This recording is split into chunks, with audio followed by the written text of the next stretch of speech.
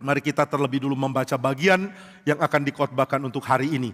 Yang pertama kita akan membaca dari kitab Yesaya pasal yang ke-40. Yesaya pasal yang ke-40.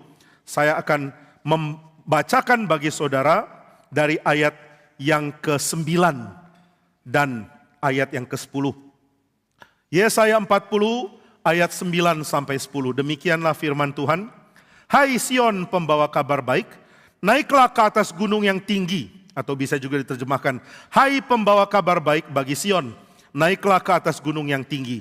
Hai pembawa kabar baik bagi Yerusalem, nyaringkanlah suaramu kuat-kuat, nyaringkanlah suaramu, jangan takut. Katakanlah kepada kota-kota Yehuda, lihat itu Allahmu, lihat itu Tuhan Allah. Ia datang dengan kekuatan dan dengan tangannya ia berkuasa. Lihat mereka yang menjadi upah jerih payahnya ada bersama-sama dia, dan mereka yang diperolehnya berjalan di hadapannya. Yang berikut kita akan membaca dari Injil Lukas pasal yang kedua. Injil Lukas pasal yang kedua. Saya akan bacakan dari ayat yang ke-8 sampai ayat yang ke-20. Injil Lukas pasal yang kedua ayat 8 sampai 20. Saya mengajak kita membaca ayat-ayat ini bergantian. Saya membaca ayat yang ke-8, saudara membaca ayat yang ke-9, dan kita terus bergantian sampai ayat yang ke-20. Lukas 2, saya memulai membaca ayat 8. Di daerah itu ada gembala-gembala yang tinggal di padang menjaga kawanan ternak mereka pada waktu malam.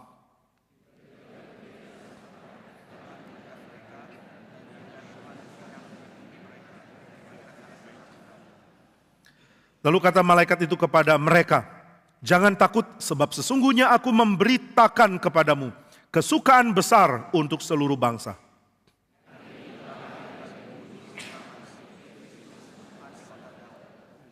Dan inilah tandanya bagimu, kamu akan menjumpai seorang bayi dibungkus dengan lampin dan terbaring di dalam palungan.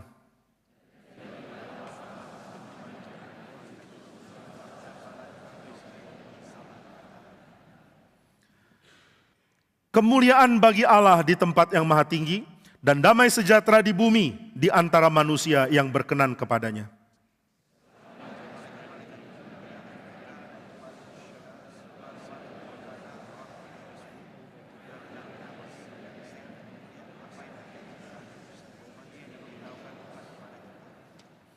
Lalu mereka cepat-cepat berangkat dan menjumpai Maria dan Yusuf dan bayi itu yang sedang berbaring di dalam palungan.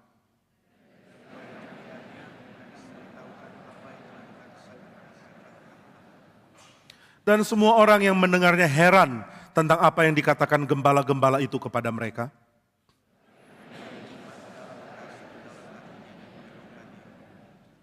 Maka kembalilah gembala-gembala itu sambil memuji dan memuliakan Allah. Karena segala sesuatu yang mereka dengar dan mereka lihat, semuanya sesuai dengan apa yang telah dikatakan kepada mereka. Bapa di surga, siapkanlah hati kami untuk menerima apa yang Tuhan rela berikan kepada kami. Kami datang kepadamu sebagai pengemis, tapi Engkau mengundang kami sebagai anak. Kami datang kepadamu dengan perasaan tidak layak, namun Engkau memberikan kami dirimu yang mengasihi kami dan mengundang kami menjadi bagian dari kerajaan-Mu. Kami bersyukur sebab apa yang kami tahu kami tidak layak peroleh, rela Tuhan berikan dengan limpah bagi kami semua. Maka Tuhan, kami bersyukur karena kami tahu Tuhan juga yang akan memperlengkapi kami dengan firman-Mu. Tuhan juga yang akan memberikan kepada kami apa yang kami perlu untuk pengenalan yang layak akan Kristus. Kiranya Tuhan tolong hamba-Mu yang hina ini, dan kiranya Tuhan rela memakai dia untuk memberikan firman-Mu kepada kami anak-anak-Mu. Di dalam nama Tuhan Yesus kami berdoa. Amin. Saudara sekalian, gambaran yang diambil dari kitab Yesaya pasal 40 adalah janji yang indah kepada bangsa-bangsa yang hidup di dalam kegelapan. Tapi heran, waktu Tuhan mengatakan ada terang yang akan Tuhan berikan kepada bangsa-bangsa, ternyata berita terang ini dimulai dari pemberitaan terang kepada Sion, kepada Yerusalem, kepada kota yang harusnya menjadi kota suci, kota inti dari umat Tuhan di tengah-tengah dunia ini. Berarti Tuhan mau mengatakan, sama seperti bangsa-bangsa kafir, Israel pun sudah berdosa. Sama seperti kota-kota yang didirikan untuk mendedikasikan diri kepada berhala. Demikian Yerusalem sudah penuh dengan berhala. Sama seperti kuil dibangun untuk menyembah ilah-ilah palsu, demikian Sion sudah menjadi tempat di mana penyembahan kepada berhala begitu marak. Di dalam hati orang-orang Yerusalem tidak lagi ada Tuhan. Di dalam hati mereka hanya ada keserakahan, hanya ada kejahatan, hanya ada keinginan untuk menjadi paling inti, paling utama, paling hebat. Di dalam diri hanya ada kejayaan bagi diri. Raja-raja Yehuda mau membuat kerajaannya kekal dengan bertindak tidak adil. Orang-orang yang dekat dengan kuasa mau menjadikan dirinya kaya dengan cara yang jahat. Dan orang-orang yang menjadi pemimpin agama mau memanipulasi seluruh orang yang mau menyembah Tuhan demi memperkaya diri. Maka di sini kita melihat sebelum Tuhan memberitakan kabar baik kepada bangsa-bangsa, Tuhan terlebih dahulu mengutus para utusan, berikan kabar baik juga kepada Sion. Berikan kabar baik juga kepada Yerusalem. Karena mereka pun adalah orang buangan. Mereka sudah menerima tawaran sulung dari Tuhan, tapi mereka menganggapnya sepi. Maka saudara sekalian, kalau kita sudah terbiasa dengan cerita berdosa lalu bertobat, sekarang kita menerima ada satu cerita yang lebih ekstrim, yaitu kelompok berdosa yang sudah dipanggil bertobat, tapi berdosa lagi, sekarang dipanggil lagi untuk bertobat. Ini merupakan tawaran yang penuh belas kasihan dari Tuhan. Siapakah Israel? Ini adalah kelompok orang yang tadinya hanya budak, yang tadinya penyembah berhala di Mesir, tapi mereka dijadikan bangsa yang belajar mengasihi Tuhan. Bangsa yang dilatih untuk menyembah Tuhan. Berarti mereka dari cemar dipanggil menjadi milik Tuhan. Dari gelap dipanggil kepada terangnya. Dari penyembahan berhala sekarang dipanggil untuk mengenal Tuhan. Namun di dalam keadaan sekarang sudah kenal Tuhan, mereka kembali menyimpang. Itu sebabnya berita pembuangan yang diberitakan oleh Yesaya, Yeremia, Yehezkiel adalah berita yang sangat keras. Karena Tuhan sudah berkali-kali memberikan kesabarannya kepada Israel, tapi mereka terus-menerus berkali-kali menghina kesabaran Tuhan. Saudara, kisah Natal adalah kisah di mana Tuhan memberikan hati yang penuh kesabaran ini bagi umat Tuhan, bagi Israel, meskipun mereka tidak layak menerima. Nah, maka sama seperti bangsa-bangsa yang hidup di dalam kegelapan, demikian Israel pun memilih untuk hidup di dalam kegelapan. Nah saudara, kisah Israel yang terbuang, kisah Yehuda yang dibuang ke Babel, mirip dengan cerita hidup gereja Tuhan. Gereja Tuhan sudah dapat berita, sudah dapat firman, sudah dapat panggilan dari Tuhan. Tetapi gereja Tuhan jatuh di dalam dosa berkali-kali di dalam sejarah. Saudara, di awal-awal sejarah, ketika gereja Tuhan berkembang, ajaran yang kacau, yang rusak, yang menyingkirkan orang-orang dari mendengar ajaran yang sehat itu sudah mulai muncul. Di dalam zaman ketika Paulus masih hidup, di dalam zaman ketika Petrus masih ada, di dalam zaman ketika Yohanes masih melayani, sudah muncul ajaran-ajaran yang membuat orang enggan untuk terima ajaran murni dari kitab suci. Ini ajaran masuk ke dalam gereja dan mereka menyamar menjadi ajaran dari Tuhan, dari Kristus, dan dari para rasul. Waktu Paulus sadar ada ajaran palsu, dia kaget karena dia memerangi satu jenis ajaran palsu, yaitu ajaran dari tradisi Yahudi. Tapi sekarang muncul ajaran palsu kedua dengan kekuatan yang dahsyat untuk menghancurkan orang-orang Kristen. Ajaran palsu pertama mengatakan, kamu kalau mau percaya Yesus jadi orang Yahudi dulu. Kamu harus disunat, kamu harus ikuti tata cara Yahudi, baru bisa percaya Yesus. Nah, ini ajaran sesat, namanya ajaran dari kelompok Judaizers. Nah, ini dicatat di dalam Galatia, ini dicatat di dalam surat Korintus, dan ini berkali-kali menjadi sumber perdebatan antara Paulus dan hamba-hamba Tuhan lain dari orang Yahudi di dalam kitab Kisah Rasul. Nah, ini ajaran yang kacau, ajaran yang salah. Tapi ini adalah bagian pertama dari peperangan Paulus melawan ajaran sesat. Nah, setelah itu muncul ajaran kedua yang ternyata jauh lebih sulit. Kalau ajaran pertama dapat dengan mudah disingkirkan lewat perdebatan teologis. Tetapi ajaran kedua ini sulit. Karena ajaran kedua ini memberikan gambaran bahwa iman yang sejati adalah iman kepada pengetahuan yang tidak perlu dipahami secara pikiran sehat. Mau tahu kebenaran iman? Kebenaran ini bukan kebenaran yang bisa ditulis. Mau tahu kebenaran iman? Kebenaran ini bukan kebenaran yang bisa didebatkan, yang bukan harus sistematiskan. Ini adalah kebenaran yang didapatkan secara wahyu, secara rahasia dari kebenaran yang ada di atas, dinyatakan hanya kepada kaum pilihan. Ini ajaran sulit dijadikan satu dan diberikan label.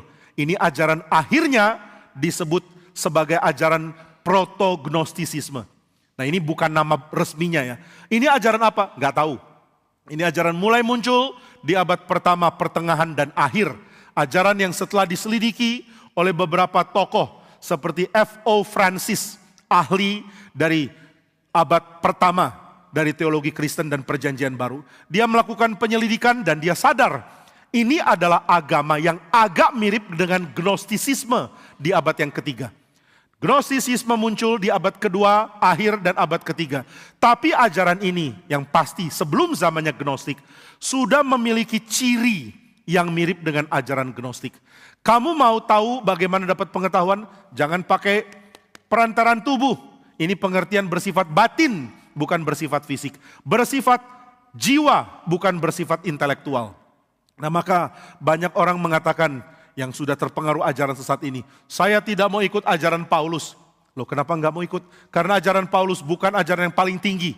Loh, ajaran paling tinggi dari mana? Ajaran paling tinggi tidak bisa dipikirkan secara rasional. Ini ajaran adalah ajaran dari Tuhan yang Tuhan sampaikan secara rahasia. Kami adalah penganut ajaran yang secara rahasia diberikan.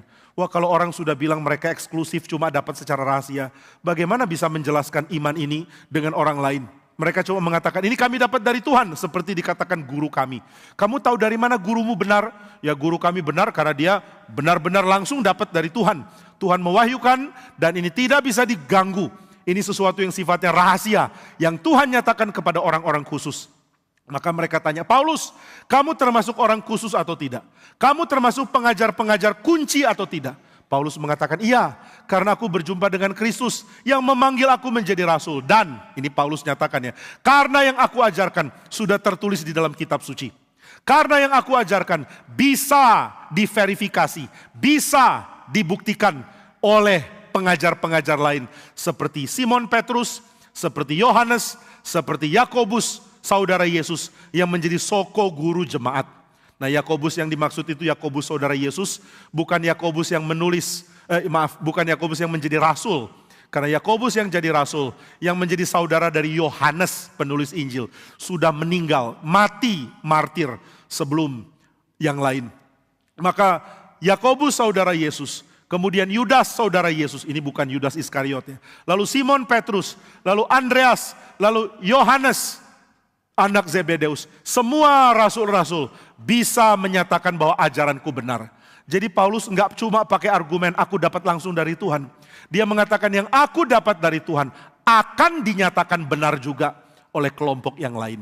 Nah, inilah Kristen yang sejati. Kristen yang sejati bisa diverifikasi kebenarannya lewat gereja Tuhan dan pengakuan iman dan juga penafsiran yang sehat atas kitab suci. Bagaimana penafsiran sehat atas kitab suci dilakukan? Ketika itu dilakukan, saudara akan menemukan ajaran yang sama. Ajaran Kristen harusnya sama. Kalau ada perbedaan, ini menunjukkan kita terlalu terbatas dan terlalu bersifat satu dimensi sudut pandang waktu menyelidiki kitab suci. Maka dengan rendah hati kita mengatakan, ayo kita saling diskusi. Gereja Tuhan, mari kita anut pengakuan iman yang sama, lalu setelah itu belajar mengerti kelimpahan kitab suci di dalam diskusi kita satu dengan lain. Tapi kelompok-kelompok ini tidak mau. Mereka mengatakan kami dapat dari guru kami dan dia dapat langsung dari Tuhan. Loh, terus gimana bisa tahu ini benar? Hanya orang tertentu yang tahu ini benar. Kamu bisa tahu dari mana? Pakai perasaan. Jadi tiap kali ditanya tahu dari mana ini benar, pakai feeling. Maka orang kalau ditanya harus nyanyi. Kalau saudara orang cukup tua tahu lagunya, feeling. Yang muda nggak tahu, ini lagu ketuaan. Bagaimana tahu ajaran ini benar? Feeling, oh feeling. Ayo kasih argumen. no argument, hanyalah feeling. Ayo kasih pengertian supaya saya bisa diyakinkan. Nggak bisa, ini langsung ke hati. Pokoknya klik dari yang di atas, memberikan informasi rahasia, memberikan pengetahuan, memberikan gnosis yang hanya diberikan kepada kaum khusus. Apakah kamu termasuk kaum khusus atau enggak? Wah sulit ya kalau agama sudah kayak begini. Saudara, Kristen tidak pernah jadi seperti ini. Nggak ada hamba Tuhan yang pilih orang dengan mengatakan, saya pilih kamu karena secara khusus saya merasa kamu klik dengan kerajaan Allah. Wah ngeri ya. Bayangkan kalau di GRI pendeta pilih pengurus. Oke, sekarang saya pilih pengurus. Bapak kenapa pilih pengurus ini? Karena ada suara batiniah yang langsung dari sorga mengatakan, inilah orangnya, urapilah dia. Wih, ini kayak Samuel gitu ya. Lalu saudara kasih masukan, Pak, orang ini kayaknya kurang rohani Pak. Kalau bicara kasar, di masyarakat juga namanya buruk. Lalu saudara mengatakan pilihan surga tidak mungkin salah. Loh tapi pilihan surga kok ngaco gini? Nggak boleh bilang surga ngaco. Tapi Pak boleh tahu nggak ini pilihan surga atau pilihan Bapak? Surga lewat saya. Tahu dari mana ini dari surga lewat Bapak? Kamu akan tahu kalau kamu miliknya. Kalau kamu nggak tahu berarti kamu bukan miliknya. Waduh, kalau benar bukan milik Tuhan berarti saya nggak selamat. Ya udah kita pura-pura cocok sama pendeta. Pendeta mengatakan inilah orangnya. Iya Pak. Saya rasa ini dari surga. Saya juga rasa Pak. Nah ini namanya sudah nggak usah pakai otak, pakai perasaan. Maka kalau ditanya, kenapa pilih pengurus ini? Feeling. Oh feeling. Nah itulah. Jadi tema hari ini adalah feeling untuk mengerti teologi. Itu ajaran yang akhirnya disebut oleh F.O. Francis sebagai protognostik. Nah gereja dihantam oleh ajaran ini. Dan ajaran ini berkembang secara liar. Ada yang mengatakan, kita dapat langsung dari Tuhan pengetahuan, dan kita tidak perlu hidup di dunia ini. Dunia ini sampah, dunia ini jelek, dunia ini penuh dengan kecemaran dan dosa. Maka apa yang kamu lakukan di dunia doesn't matter to him. Bagi Tuhan, apa yang kamu kerjakan di dunia itu enggak penting. Tuhan tidak rasa apa yang kamu kerjakan di dunia akan mengganggu dia. Jadi jangan khawatir, kalau kamu mau jadi milik Tuhan, hiduplah dengan tenang. Maka mulai ada orang yang mengatakan kalau begitu jika aku sudah menikah dengan seorang perempuan, kalau Paulus bilang harus setia.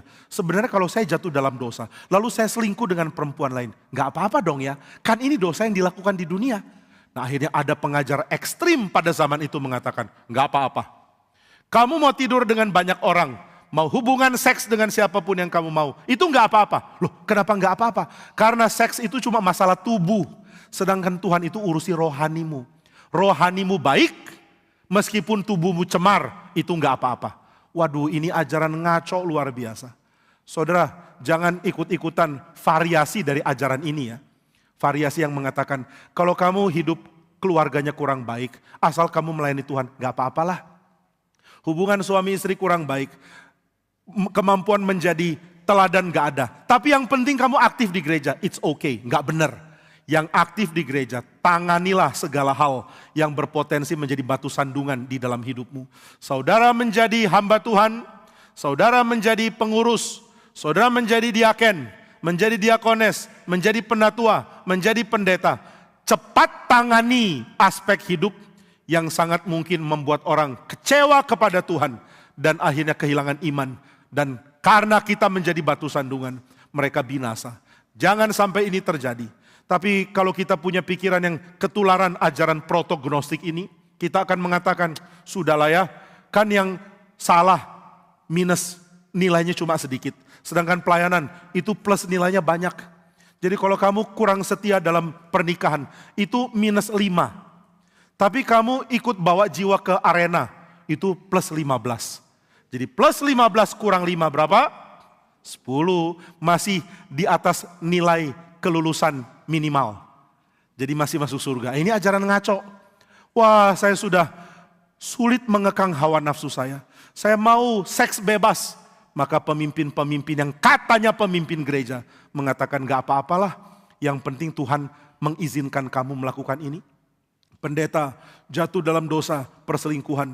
Lalu jemaatnya ditanya, kamu masih mau ikut pendeta itu kah?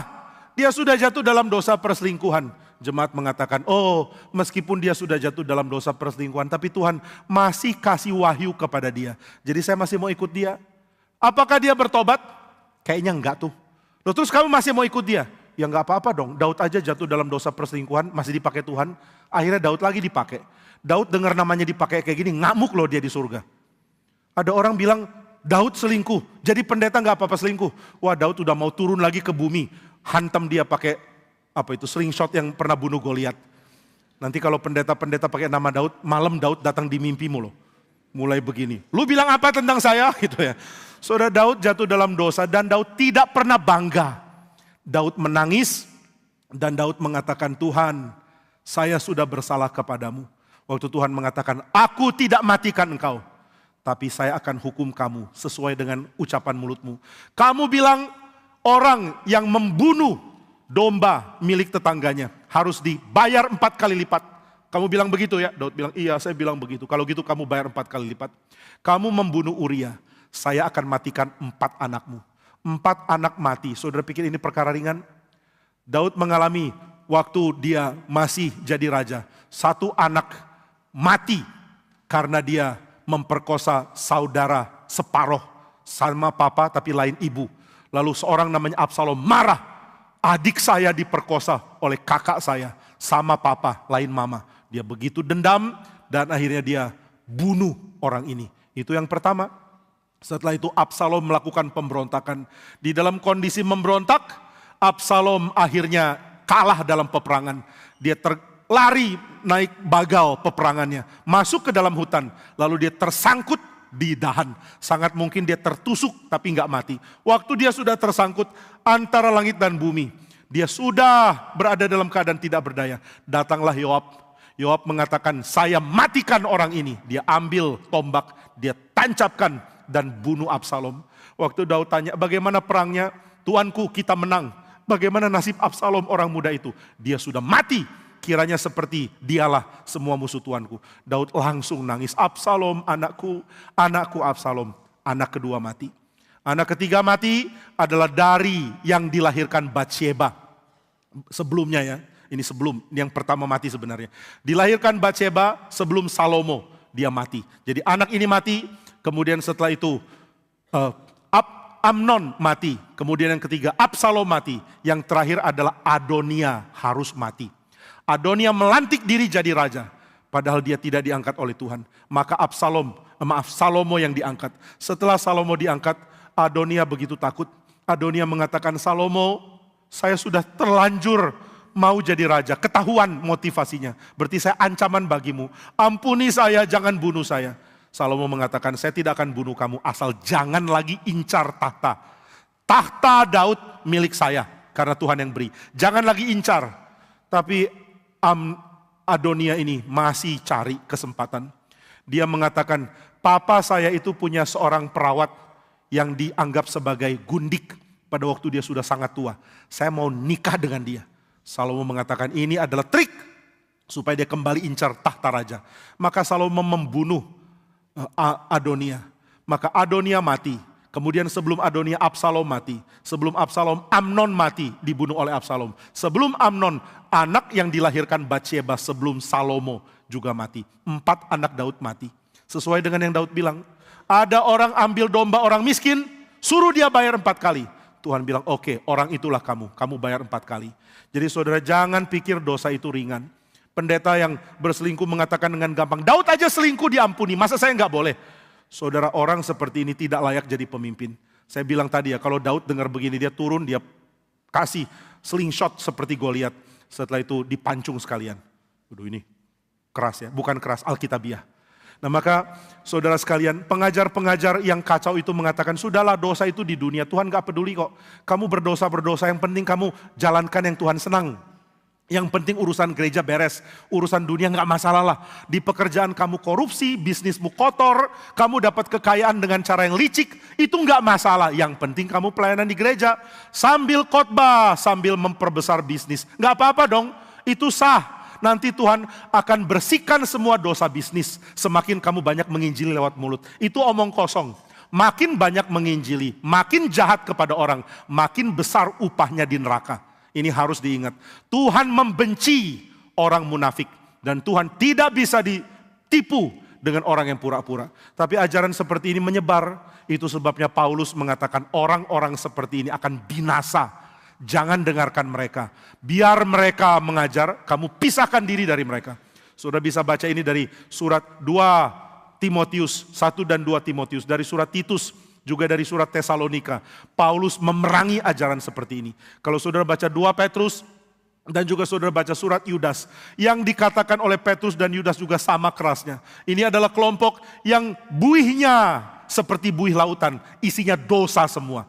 Mereka adalah orang yang pikirannya kotor, hatinya kotor, dan tindakannya kotor. Jangan dengarkan mereka. Mereka lebih parah dari Bileam. Mereka seperti Yanes dan Yambres. Mereka seperti orang-orang jahat di perjanjian lama.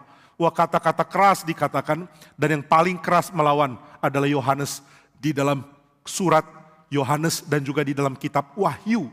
Dikatakan orang-orang seperti ini layak diidentikan dengan guru palsu, akan dilempar ke neraka sebelum iblis dilempar ke neraka. Jadi nanti begitu iblis dilempar ke neraka sudah ada guru palsu duluan. Guru palsu datang untuk menghangatkan neraka bagi iblis gitu ya. Jadi begitu iblis masuk, ada senior. Jadi iblis ternyata bukan angkatan pertama. Iblis pun hormat, guru palsu, my senior di neraka. Tolong mohon bimbingannya. Itu ya. Nah ini yang dinyatakan oleh Wahyu. Maka saudara, dari awal gereja sudah digoncang, diganggu, mau dihancurkan, dikacaukan oleh ajaran palsu. Bayangkan berapa sulitnya jadi orang Kristen. Mau jadi Kristen, ada ajaran palsu muncul. Lalu kita mesti kebingungan, yang mana yang benar ya. Saudara, hidup itu sulit. Manusia sudah jatuh dalam dosa. Dan Tuhan mengizinkan semua kemenangan diperoleh dengan susah payah. Nah maka dengan susah payah kita bertahan, dengan susah payah kita jadi orang Kristen, dengan susah payah kita bergumul. Saya berdiskusi dengan beberapa anak muda dan tahu banyak dari mereka punya pertanyaan yang sangat serius dan sangat perlu dijawab. Tapi mereka berada dalam kebingungan. Satu orang tanya sama saya, Pak, jadi orang Kristen kok membingungkan gini? Kenapa sih Tuhan gak langsung memberikan penjelasan yang clear? Misalnya kalau teologi reform benar, kenapa gak tiap kali teologi reform disampaikan, langsung Tuhan kasih kode dari surga? Wah kalau itu terjadi kan menyenangkan ya. Begitu saya mengatakan saudara-saudara, saya akan menafsirkan Alkitab berdasarkan teologi reform. Tiba-tiba ada suara di surga, tadat. Ini tandanya benar gitu ya. Tapi kalau saya mengatakan saudara-saudara, saya akan tafsir kitab suci berdasarkan wahyu yang langsung saya terima. Tiba-tiba di surga ada suara, tet. Itu artinya salah. Itu kan gampang, tapi nggak ada begitu. Saudara disuruh bergumul, saudara diminta Tuhan untuk membandingkan, saudara diminta untuk berpikir keras, capek, lelah. Tapi saudara tahu, waktu anak Allah datang ke dalam dunia pun dia capek dan lelah untuk menjalankan tugas. Memang inilah hidup yang Tuhan izinkan kita jalani. Mari terima dengan berani dan mari jalankan dengan serius. Maka orang-orang mulai berpikir, ajaran mana yang benar ya? Ajaran ini kayaknya lebih oke, langsung dari surga. Tapi kalau dipikir-pikir bagaimana kita bisa tahu ajaran ini benar atau tidak? Maka mereka mulai mempertimbangkan, mulai merenung dan akhirnya sadar. Bagi orang-orang yang memang Tuhan karuniakan berpikir baik, Tuhan karuniakan iman yang sejati. Mereka mulai sadar, mereka mulai bandingkan, mereka sadar inilah ajaran benar. Paulus itu rasul yang sejati, yang lain palsu. Paulus, Petrus, Yohanes, inilah pengajar sejati. Maka mereka memisahkan diri dari ajaran palsu dan mereka menjadi kuat. Dan ajaran protognostik pelan-pelan hilang. Sekarang gak ada lagi ajaran seperti itu. Ya mungkin ada tapi di dalam variasi yang lain. Akhirnya kebenaran Tuhan menang. Apakah ini sudah selesai? Belum. Setelah itu ada perdebatan tentang Tritunggal, tentang Kristus. Wah rumitnya bukan main. Maka menjadi orang Kristen pun ada di dalam gereja yang seringkali tidak setia. Akhirnya gereja terpengaruh dengan keinginan untuk menjadi sukses. Keinginan untuk diterima oleh pemerintah. Keinginan untuk mensukseskan diri dengan menjual nama Tuhan. Sekarang banyak sekali gereja tidak layak disebut gereja. Ketika saudara beribadah, saudara sadar suasananya bukan untuk menghormati Tuhan. Suasananya untuk menyambut orang datang. Saudara kita tidak sambut orang datang dan menyingkirkan sambutan kepada Tuhan. Jangan lupa, kita bukan yang disambut. Tuhan yang mengundang kita untuk hadir. Saudara sekalian kalau datang ke gereja ini akan ada yang sambut di bawah, akan ada yang sambut di pintu. Saudara disambut kenapa? Supaya saudara disiapkan untuk melayani di dalam. Waktu saudara duduk dan beribadah, saudara akan menyambut Tuhan. Jadi saudara disambut karena kami tahu saudara akan menyambut Tuhan. Itu penting, bukan kita disambut karena kita penting. Kita disambut karena kita akan menyambut Tuhan.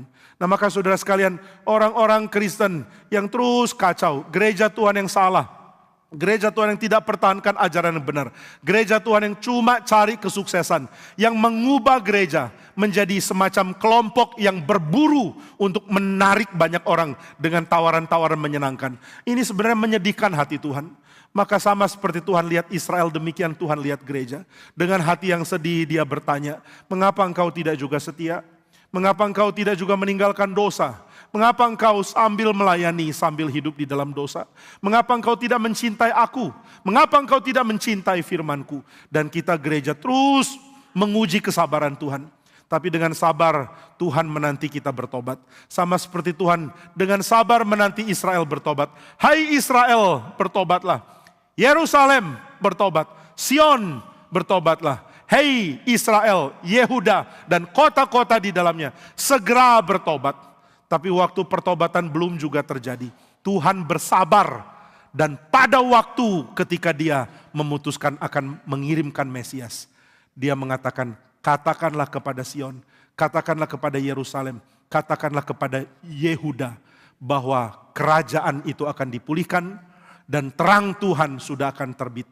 Maka Tuhan memberikan belas kasihan kepada umatnya. Kenapa dia mengasihani umatnya? Ada dua alasan. Yang pertama adalah karena dirinya memang adalah Allah yang sabar. Allah adalah Allah yang panjang sabar. Waktu saudara ingat kisah Musa ya. Musa tanya sama Tuhan, bolehkah aku melihat kemuliaanmu? Tuhan mengatakan engkau hanya akan lihat bagian belakang. Maka Tuhan lewat di depan Musa dan Tuhan mengklaim namanya, menyatakannya kepada Musa. Tuhan, Tuhan, penuh belas kasihan dan penuh kesetiaan. Inilah kata-kata yang Tuhan pakai untuk menyebut dirinya. Tuhan adalah Allah yang penuh dengan kesetiaan dan penuh dengan belas kasihan. Dia gampang tergerak oleh belas kasihan. Nah saudara, belas kasihan itu akan muncul kalau apa ya? Mungkinkah belas kasihan muncul kepada kesombongan? Kalau saudara ada di lampu merah sedang mengemudikan mobil, tiba-tiba ada orang mengemis dengan mengetok kaca, mengatakan, Pak, saya ini orang yang sangat kaya dan kuat loh Pak. Saya ini hebat loh Pak. Saya sebenarnya lebih kaya dari Bapak. Gopek dong. Sudah bilang, hah? Kamu kok cara mengemisnya unik ya? Iya Pak, saya out of the box. Sudah bilang, you are so far out of the box gitu ya. Nggak ada cara mengemis seperti itu, bukan mengemis. Maka saudara, orang tidak akan tergerak oleh keangkuhan. Orang tidak akan tergerak oleh pembenaran diri. Adakah orang tergerak kalau ada orang menyatakan terus betapa hebatnya dirinya? Nggak mungkin.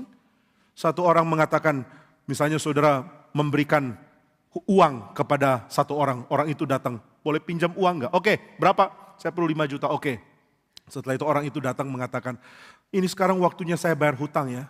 Tapi saya minta, bolehkah diperpanjang waktu saya membayar utang kepada Anda? Sudah tanya, kenapa ya? Ya karena saya masih pengen aja uangnya dipegang dulu. Kamu kan ada banyak uang. Loh, tapi kamu memang harusnya balikan uangnya sekarang sesuai perjanjian. Iya. Jadi kembalikan aja. Saya lagi gak pengen. Maukah kamu memperpanjang waktu hutang? Ya boleh aja, tapi kenapa? Kasih tahu dulu alasannya. Alasannya karena gak pengen aja. Saya sebenarnya bisa kembalikan kalau mau. Saya uangnya banyak kok. Jangan ke 5 juta, saya kasih kamu 50 juta juga bisa. Ya udah kalau gitu kembalikan 5 juta. Lagi gak pengen. Bolehkah diperpanjang? Saudara gak akan perpanjang kan? Tapi kalau orang itu datang mengatakan, saya ini sebenarnya bisa kembalikan, ada 5 jutanya. Tapi saya masih perlu untuk bayar ini. Kalau saya tidak bayar hidup saya akan kacau. Tolong perpanjang. Lalu sudah mulai tergerak oleh belas kasihan. Nah banyak orang datang ke Tuhan itu bukan dengan kesadaran bahwa diri perlu belas kasihan. Datang dengan kebanggaan. Mirip dengan orang Farisi, Tuhan aku berdoanya panjang loh. Kalau di gereja Pak Jimmy pun kalah panjang kalau doa dengan saya. Pak Jimmy kalau doa 2 menit, kalau saya doa makan 20 menit. Waduh, saya pikir kalau orang doa makan 20 menit, kasihan yang ikut makan ya. Mari kita berdoa untuk petani yang menumbuhkan pete ini. Kita berdoa untuk peternak yang memelihara ayam ini. Kita berdoa untuk perusahaan pakan ayam, semua didoakan. Sampai akhirnya saudara udah kenyang baru amin, gak jadi makan. Nah, saudara mengatakan, saya doanya bagus, saya teologinya hebat, saya sudah melayani, Tuhan kasihanilah saya. Tuhan bilang, ngapain kasihani, kamu hebat kan? Kamu sudah oke kan? Ya sudah pergilah.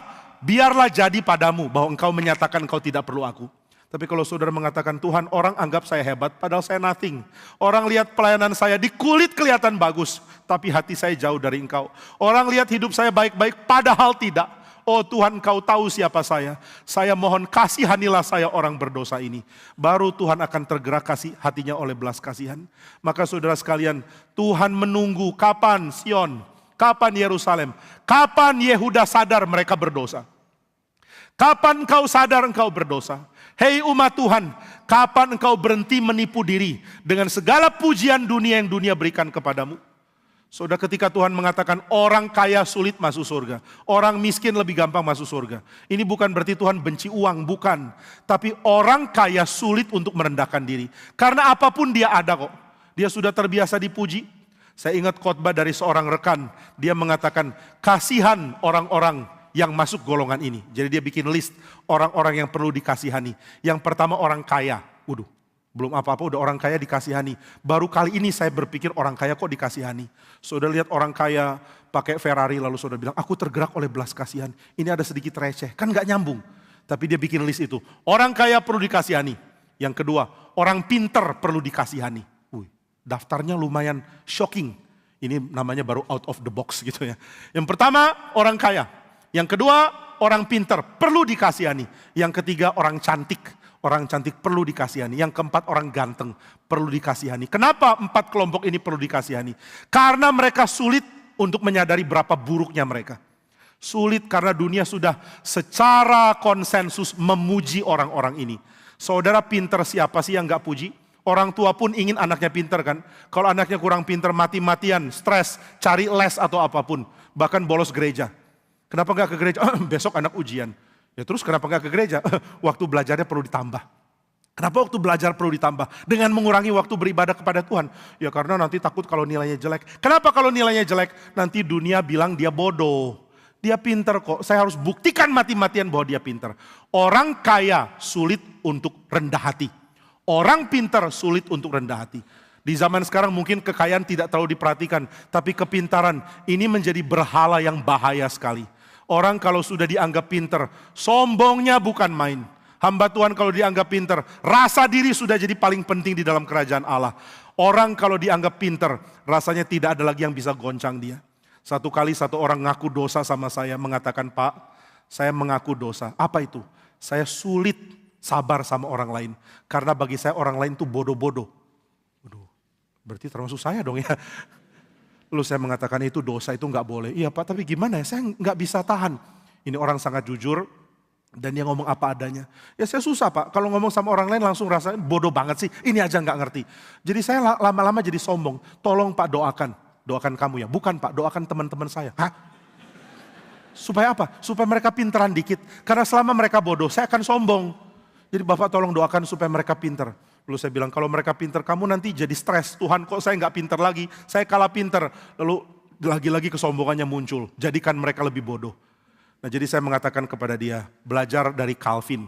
Calvin pernah mengatakan, satu hal yang membuat dia layak menerima segala penderitaan. Ini Calvin yang ngomong ya. Dia layak menerima semua penyakit, semua kesulitan, semua penderitaan. Karena jika dia badannya baik-baik, dia akan sombong soal intelektualitasnya. Calvin itu pinter sekali ya. Dan Calvin lebih pintar dari banyak orang di zaman dia. Maka waktu dia bicara dengan orang lain suka gak nyambung. Waktu Calvin bicara, bagaimana menurut pendapatmu? Haruskah Geneva ditata berdasarkan ajaran Seneca atau lebih cocok Cicero? Hah? Seneca teh naon? Cicero naon teh eta? Itu misalnya. Calvin langsung bilang, ini bodoh banget. Saya gak bilang orang Sunda bodoh loh ya. Jangan tarik kesimpulan yang salah. Lalu Calvin jadi sombong. Semua orang lebih bodoh dari saya, maka dia akan masuk neraka. Calvin bilang begitu. Jika saya tidak direndahkan oleh Tuhan dengan segala penyakit yang membuat saya merasa tidak lebih baik dari siapapun, maka saya akan dibinasakan karena sombongnya saya. Jadi saya bilang ke orang muda ini, ya sudah kalau kamu sombong terus, minta penyakit aja sama Tuhan. Hah? Minta penyakit? Saya bilang lebih baik kamu masuk kerajaan sorga dengan sakit daripada dengan sehat turun ke neraka. Dia bilang benar juga ya. Ya jadi silakan pilih mau tetap sombong atau sakit-sakitan. Rendah hati dan sehat, ya terserah, doalah. Nah hati-hati, orang pintar sulit rendah hati. Orang pintar merasa segalanya bisa datang ke dia. Lalu yang ketiga orang ganteng dan keempat orang cantik. Nanti yang cantik marah, oke lah yang ketiga cantik, yang keempat ganteng. Orang cantik, orang ganteng, sulit rendah hati. Karena terbiasa dipuji, jalan sedikit dipuji, pergi kemana dipuji. Dari kecil mungkin sudah biasa dipuji, dari bayi sudah dipuji. Ih lucu amat bayinya gitu kan. Berbahagialah saudara yang waktu bayi jelek. Waktu orang lihat, gimana bayinya? Ya manusia sih.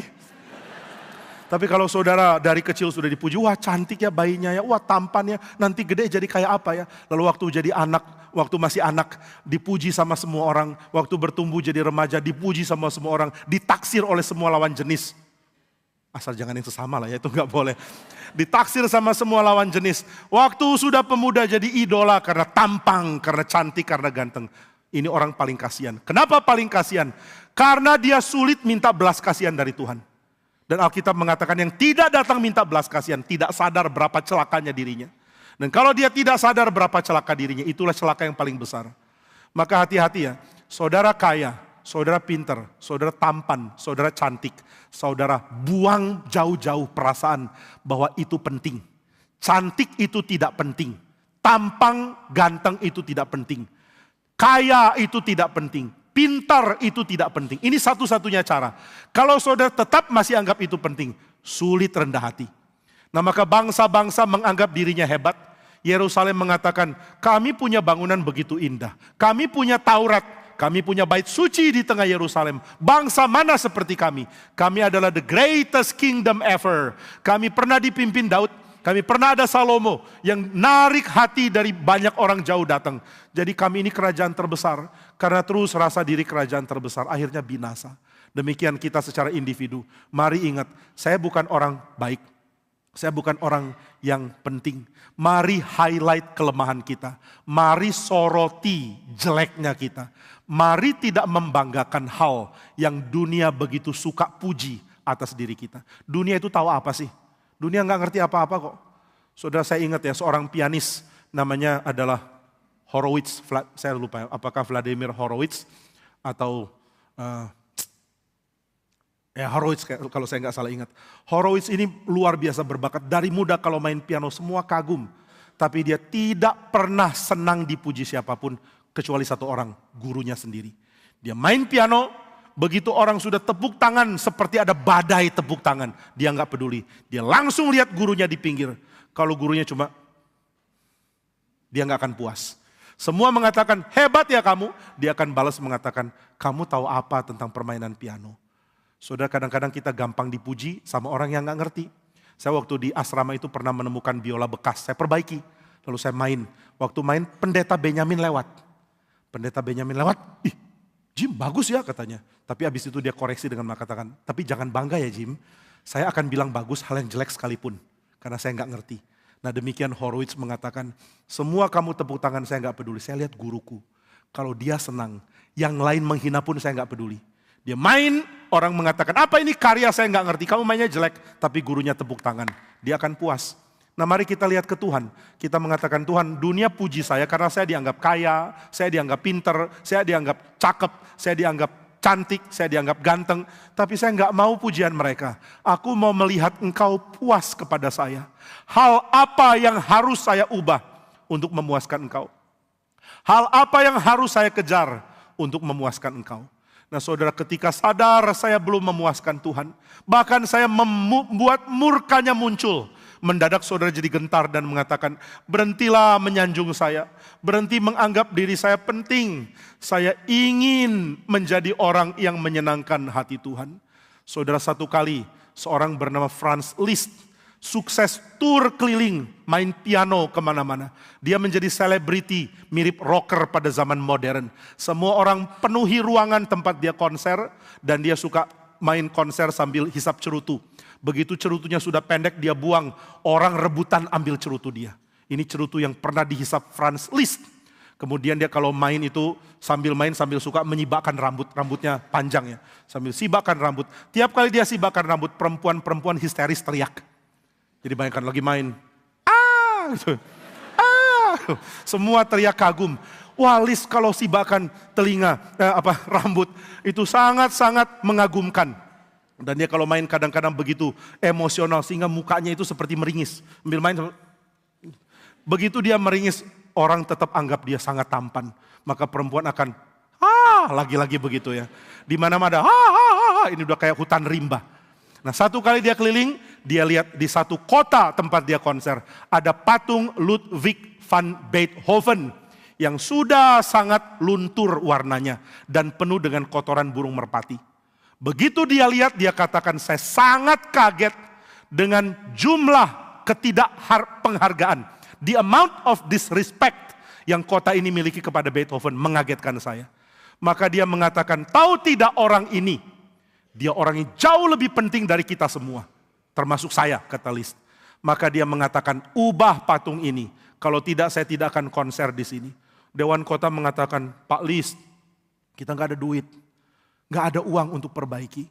Kalau bisa ada tambahan uang, kami akan perbaiki. Wah, Liszt sedih hatinya. Maka dia mengatakan, saya mau dedikasikan semua keuntungan konser saya untuk perbaiki patung ini. Maka setelah itu, semua uang hasil konser dipakai untuk perbaiki patung. Lalu Liszt mengatakan, masa menghargai Beethoven cuma dengan bikin patung ini? Nggak cocok. Maka dia mau bikin satu gebrakan. Dia mau mentranskripsi seluruh simfoni Beethoven ke dalam karya piano di mana dia akan mainkan. Jadi seluruh simfoni dimainkan di piano loh. Bayangkan berapa sulitnya ini. Dan dia mengatakan, saya akan memulai proyek ini untuk membuat orang kembali menghargai Beethoven. Dalam pikiran dia, kalau orang kagum sama saya, biar kekaguman kepada saya itu cuma jadi jalan kecil untuk orang mengagumi Beethoven. Biar saya cuma jadi seperti nabi katanya, yang menyuarakan orang untuk kenal Beethoven. Maka dia ingin konser tampilkan karya Beethoven, lalu dia mau orang akan tepuk tangan meriah untuk Beethoven, bukan untuk dia. Nah ini cuma contoh kecil ya, saya nggak bilang saudara mendewakan orang. Tapi mari kita punya pikiran seperti ini. Saya mau orang mengagumi Kristus. Apa yang saya kerjakan untuk Kristus. Dan saya tidak rasa layak. Saya tidak rasa boleh melakukan itu. Waktu Liszt bikin transkripsi piano, dia lakukan bertahun-tahun, sering macet, nggak bisa lanjut. Waktu ditanya kenapa macet, dia mengatakan saya tidak rasa layak memainkan karya begitu penting. In my fingertips. Di ujung jari saya mengeluarkan hasil karya seperti simfoni Beethoven. Saya nggak rasa layak. Nah saudara, mari kita punya perasaan yang lebih agung daripada perasaan Liszt kepada Beethoven. Mari kita rasa, kalau saya melayani Tuhan, saya nggak layak. Tapi saya harus melayani Tuhan. Saya ingin dikoreksi, saya ingin bertobat, saya ingin diperbarui oleh Tuhan. Baru dari situ Tuhan akan mengatakan, sekarang kamu sadar kamu lemah? Iya. Sekarang kamu sadar kamu tidak ada artinya? Iya. Sekarang kamu sadar kamu bukan siapa-siapa? Iya. Sekarang kamu sadar kamu orang berdosa? Iya. Lalu apa maumu? Saya mau Tuhan pakai saya. Loh, katanya kamu tadi orang berdosa. Katanya kamu tidak layak. Katanya kamu lemah. Iya Tuhan, saya lemah. Saya tidak layak. Saya orang berdosa. Lalu apa maumu? Saya ingin dipakai Tuhan.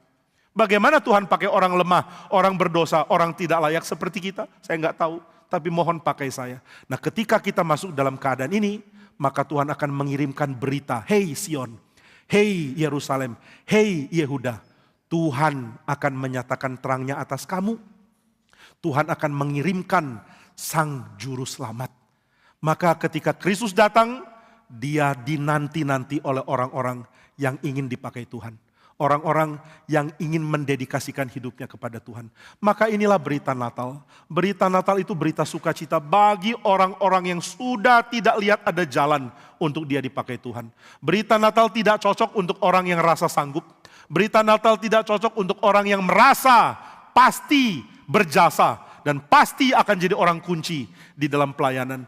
Berita tentang Natal akan menjadi berita sukacita bagi orang-orang yang merasa, apa sih yang saya punya? Saya tidak punya apa-apa.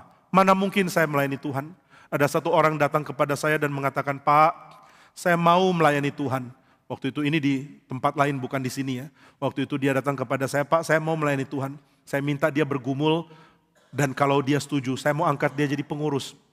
Setelah lama dia datang ke saya, dia mengatakan, Pak, saya ini bergumul. Tapi setelah mendengar tawaran Bapak, saya mau mundur. Kenapa? Saya tidak layak jadi pengurus. Kenapa? Bapak tahu ya beberapa pengurus kita itu sangat-sangat terdidik.